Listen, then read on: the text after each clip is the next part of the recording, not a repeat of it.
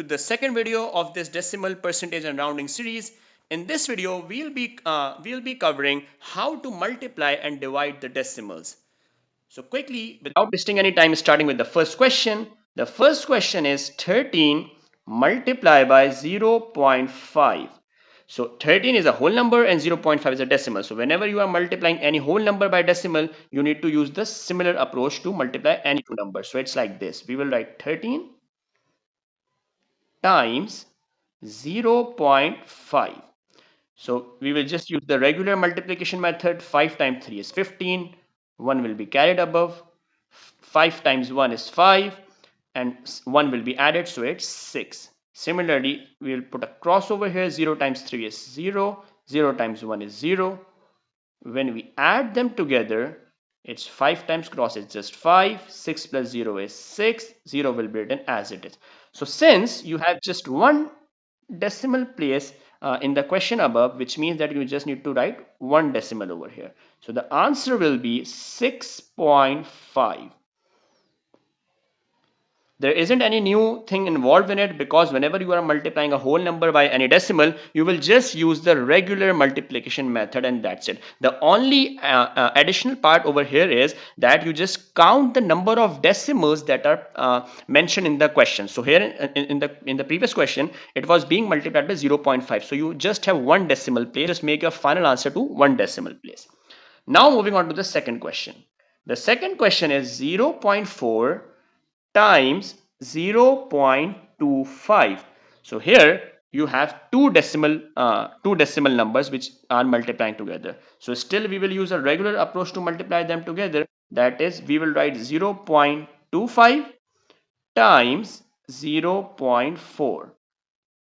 So 4 times 5 is 20. 2 will be carried over here and 0 will be here. 4 times 2 is 8 plus 2, that is 10.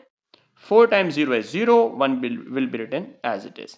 So now 0 cross will be over here. 0 times 5 is 0. 0 times 2 is 0. And 0 times 0 is 0. So it will be 0 plus cross will be just 0. 0 plus 0 0. 1 plus 0 will be 1. And the 0 will be written as it is. So now we need to count the number of decimal places in the question. This number contains two decimal places and this number contains one decimal place. So in the question, a total of 3 decimal places, which means that we need to put our answer to 3 decimal places. So this is 1 decimal, this is 2 decimal, and this is 3 decimal. So the final answer is 0.1. Now moving on to the third question. The third question is minus 24 divided by 0.4. So here one number is a whole number, the other is a decimal. So we need to divide it. If you write it in fraction form, it will be something like this. Minus 24 divided by 0.4. So always remember, whenever you have a decimal either in a numerator or in denominator or in both, you first need to remove the decimal sign. So how can you remove the decimal sign? The trick is you just see. In the numerator, you already have a whole number, so you don't need to worry about it. But in the denominator, you need to multiply it by 10 so that the decimal can be removed. So when you multiply 0.4 by 10, obviously the decimal can be removed and the answer will be 4. So you end up getting a whole number in the denominator. But stop, the thing is, if you are multiplying the denominator by 10, you need to multiply the numerator as well by 10, because whatever you are doing in the denominator, you need to do the same thing in the numerator as well. So it will be minus 240 divided by 4. So in order to get the final answer, you just need to simplify it. 4 times 1 is 4. 4 times 6 is 24 and 0 will be written over here. So the final answer will be minus 60. Moving on to the last question. The last question is 4.5 divided by 0.15. So here again you have two decimal numbers. So first the trick is first write it in fractional form. So it will be 4.5 divided by 0.15.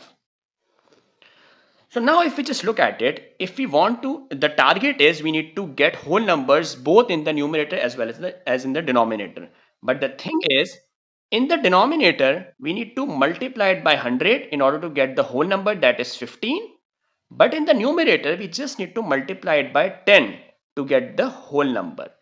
But the thing is, as I told you, you need to do the same thing in the numerator as well as in the denominator. So it's better that you multiply both the numerator as well as the denominator by 100, so that the same operation is done in both the numerator as well as in the denominator. So it will be